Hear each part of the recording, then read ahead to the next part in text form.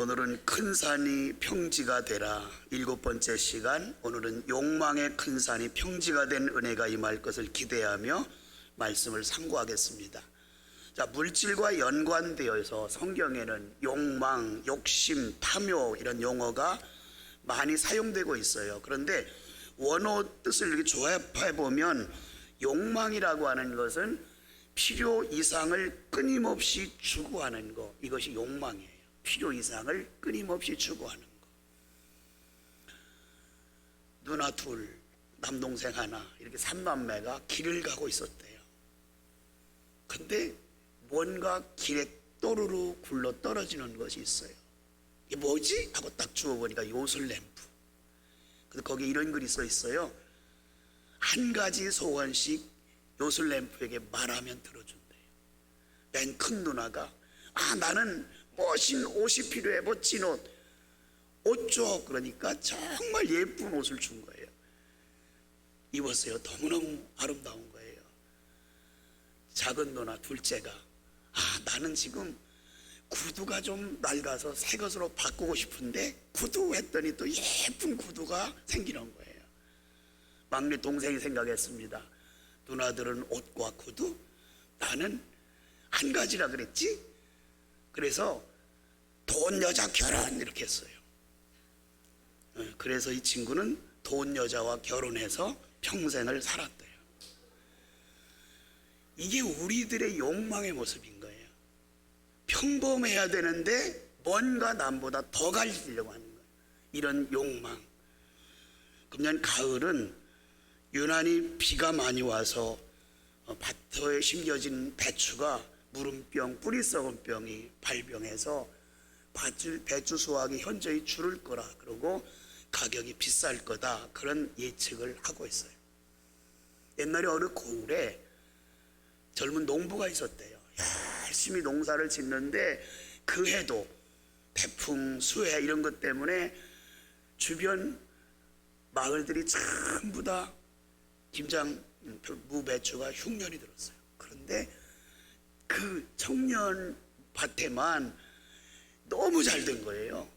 얼마나 무가 잘 들었냐면 자기가 장정인데도 무 2개를 들기 버거울 정도.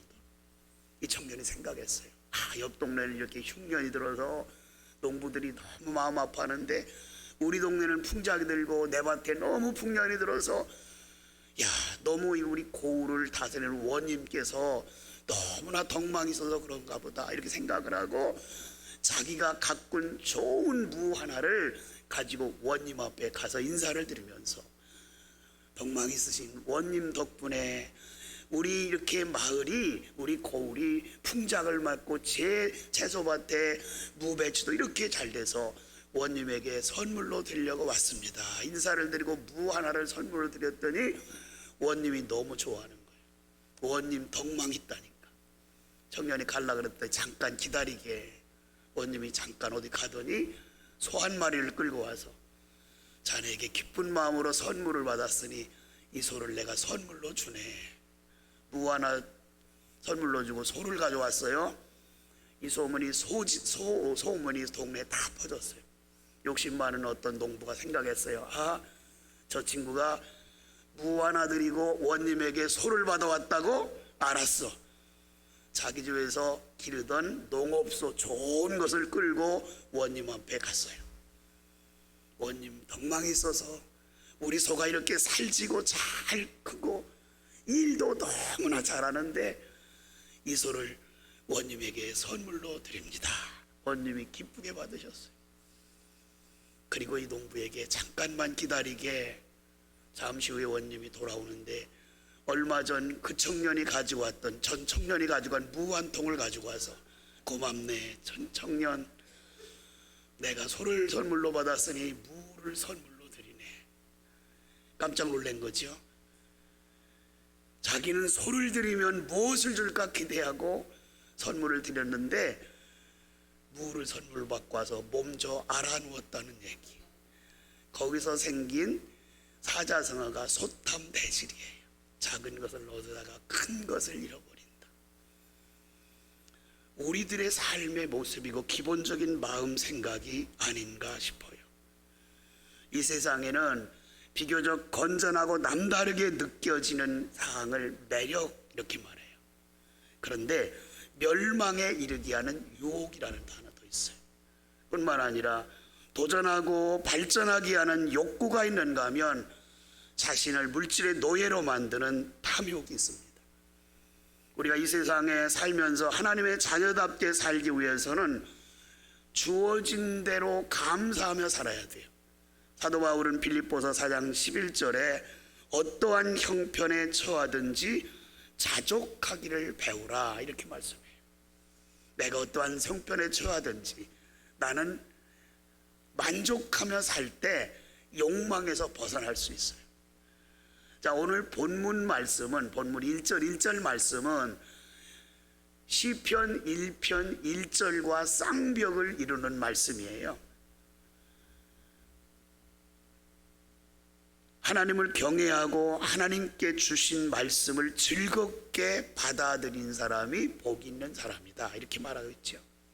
하나님을 경외한다는 말은 사랑하기도 하고 두려워하기도 하는 거예요. 사랑하기 때문에 두려워하는 거예요. 경외라는 뜻이죠.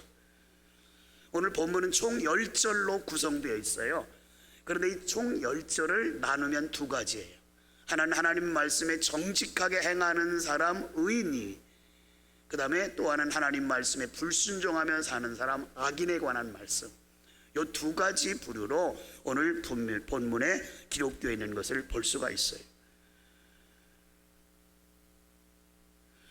자, 여기서 말씀할 때 하나님께서 정직을 행하는 의인과 정직하게 살지 않는 악인을 나누는데, 의인은 하나님께서 주신 재물을 감사히 여겨서 어려운 이웃들과 나누며 사는 사람, 이것을 의인이라고 말했고요. 악인은 물질에 대한 욕망으로만 가득 차 있어서 남을 도우며 돌보는 사람을 오히려 안타깝게 여기면서 왜 돌봐? 참 어리석네? 이렇게 생각하는 사람이 악인이라는 거예요. 자, 하나님의 자녀답게 사는 의인에 대한 대표적인 말씀이 5, 6절 말씀이에요. 함께 보시겠어요? 은혜를 베풀며 구워주는 자는 잘 되나니 그 일을 정의로 행하리로다. 그는 영원히 흔들리지 아니하며 의인은 영원히 기억되리로다. 자, 그러면서 입술로는 주여 주여 하면서 욕망에 사로잡혀 인색한 마음을 가진 채 전혀 남을 돕지 않고 살아가는 악인에 대해 주신 말씀이 10절이에요. 악인은 이를 보고, 이를 본다는 말은 구제하고 이웃을 돌보는 사람을 보고 한탄하며 이를 갈면서 소멸되리니 악인의 욕망은 사라지리로다. 자, 여러분, 우리는 그리스도인이에요. 결론적인 말씀을 한번 드릴게요. 여러분의 통장에서 그리스도인으로서 단 한 군데라도 기부하는 금액이 자동이체되지 않았다면 여러분의 삶을 한번 돌아봐야 돼요.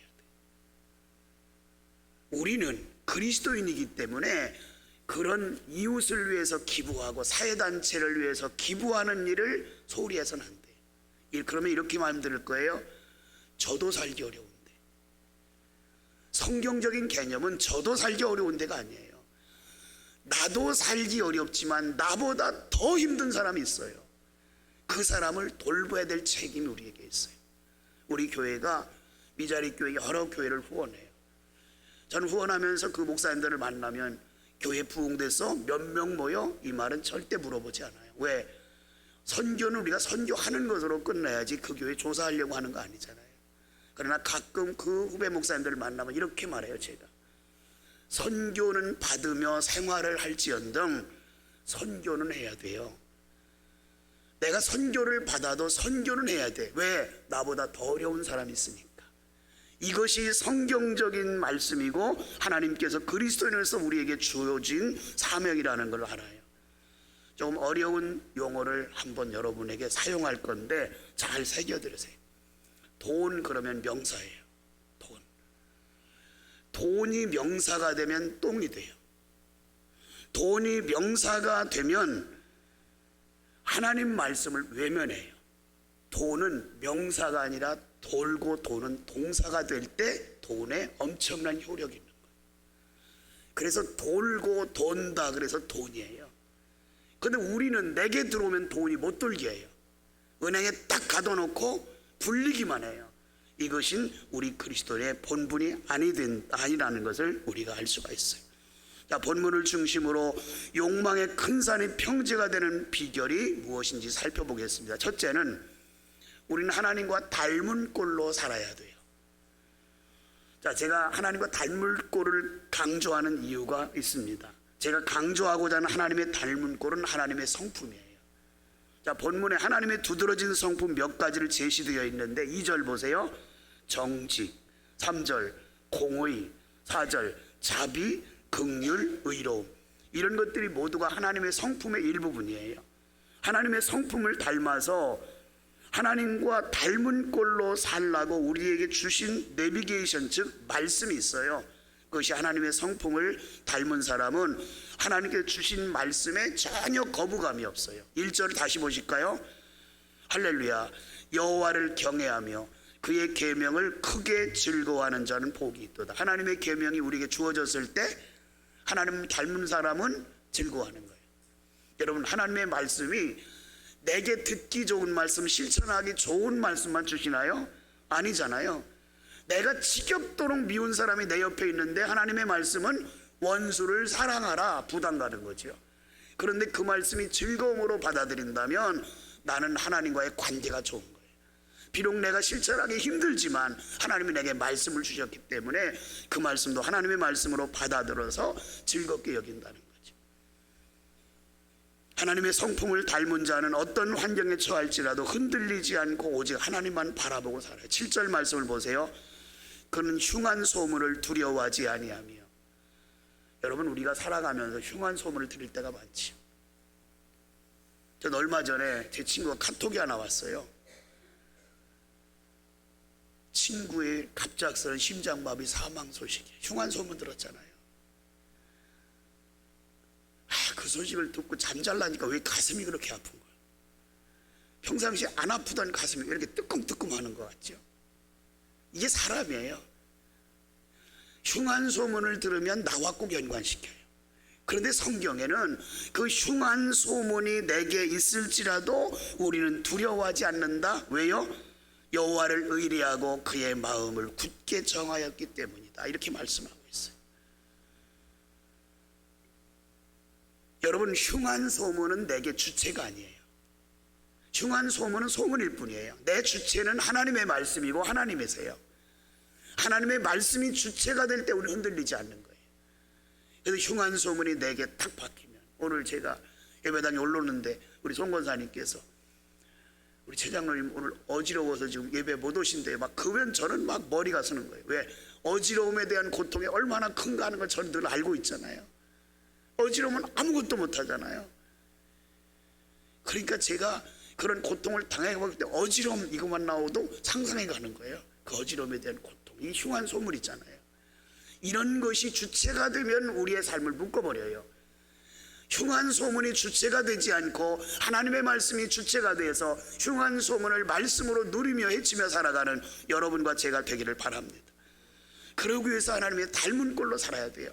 하나님의 성품을 실천하며 살아야 돼요. 하나님과 닮은 꼴 인생, 반드시 욕망의 산을 평지로 만들 수 있어요. 두 번째는 나눔을 실천해야 돼요. 탐욕의 큰 산에 가로놓여 있으면 나밖에 몰라요. 나밖에. 우리 자신을 한번 분석해 보세요. 교회에서 뭐 나눠요? 교회. 뭘 주려고 그러면 50명의 성도가 있으면 60개쯤 준비하죠. 그죠? 50명의 성도가 있으면 60개쯤 준비해요. 이번 버스킹하는데 설문할 때 풍성히 하라고. 풍성히. 그만큼 안 올지도 몰라. 내가 그래도 주다가 모자라면 어떻게 해? 풍성히. 그럼 우린 몇 개씩 가져가야 돼요? 1개. 여러분, 자신을 돌아보라는 거예요. 탐욕이 있는 사람은 남을 배려하기 앞서 자기 것 먼저 챙겨요. 그것도 가장 큰 것, 가장 좋아 보는 건 먼저 챙겨요. 아무것도 아닌데 이미 나는 탐욕에 사로잡혀 살고 있는 거예요.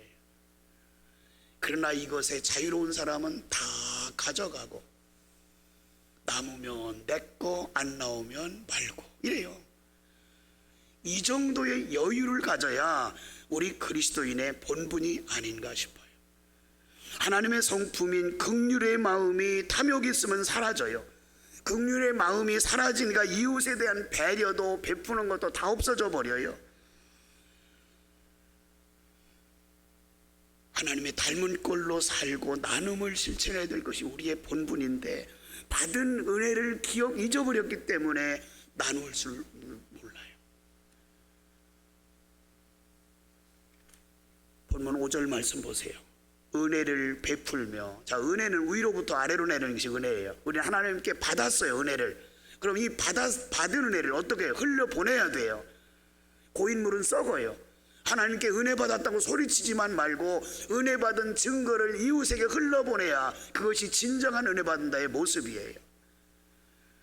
자, 구워주는 자는 잘 되나니, 여기서 구워주는 자라는 것은 남에게 빌려준다 그런 의미가 아니라 베푼다는 의미예요.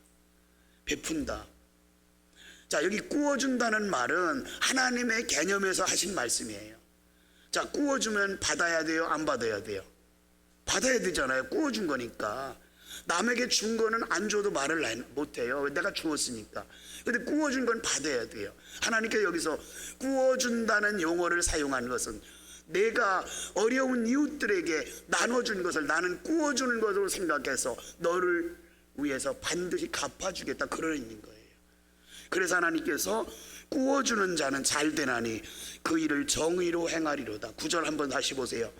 그가 재물을 흩어 빈궁한 자들에게 주었으니 그의 의가 영구히 있다. 그의 의가 영구히 있다는 말은 하나님께서 기억하시기 때문에 그 일을 계속하며 기뻐하며 즐거움을 이어간다는 그런 뜻이에요. 여러분, 우리가 욕망의 큰 산이 평지가 되려면 나눔을 실천할 줄 알아야 돼요. 마지막 세 번째는 보상이 따른다는 확신을 가져야 돼요. 하나님께서는 우리에게 분명한 약속을 하셨어요. 갈라디아서 6장 6절 7절 심은 대로 거두게 하겠다. 사람이 무엇으로 심든지 심은 대로 거둔다. 종류의 법칙, 양의 법칙이 이 말씀 속에 있어요. 심은 대로 거두어요. 콩 심은 데 뭐가 나요? 콩이 나요. 양의 법칙이 있어요. 많이 심으면 많이 거둬요. 하나님께서 우리에게 주신 것은 이겁니다. 반드시 많이 심으면 많이 주게 돼 있어요. 여러분에게 제가 강조하는 부분이 있었죠. 물질을 심으면 물질의 복이 와요. 건강이 약한 사람은 몸으로 봉사해야 돼요. 그래서 건강의 복돼요. 그 다음에 하나님께 지혜를 원하면, 남을 가르치는 일을 많이 하면 하나님 내게 지혜를 주세요. 이게 하나님께서 우리에게 주시려고 하는 마음이에요. 욥기 34장 11절이나 고린도 5장 10절 보면 행한 대로 갚아주신다. 이게 하나님의 보상 법칙이에요. 본문은 그 사실이 더 크게 부각되어 있어요. 본인만 복을 받는 것이 아니라 후손까지 복을 주신다 약속했어요. 2절 보세요. 그의 후손이 땅에서 강성하며 정직한 자들의 후손에게 복이 있도다. 정직도 하나님의 성품이라 그랬어요. 그 정직한 자들의 후손에게 복이 있대요. 6절 하반절 의인은 영원히 기억되리로다. 자, 의인도 하나님의 성품이죠. 의인은 하나님의 말씀에 순종하는 사람이 의인이에요. 9절 중반절 보세요. 그의 의가 영굴이 있고 그의 빛이, 그의 뿔이 영광 중에 들리리로다. 자, 성경에서 말하는 뿔이라고 하는 것은 힘과 능력과 자존심을 말해요. 힘과 능력, 자존심. 그 힘과 능력, 자존심이 영구히 있을 거라는 거예요. 영구히 있을 거다. 여러분, 하나님은 복의 근원이셔요. 오직 하나님만이 우리에게 복을 주셔요. 시편 기자는 복을 주신 하나님에 대해서 1절에 할렐루야로 찬양을 드려요. 하나님을 경외하며 하나님의 말씀을 즐겁게 받고 지키는 자에게 복이 있다고 고백을 하고 있어요. 하나님의 은혜로, 하나님의 능력으로 욕망의 큰 산이 평지가 되므로 이웃을 섬기며 하나님께 기쁨 드리는 복된 성도가 되기를 주님의 이름으로 축원합니다.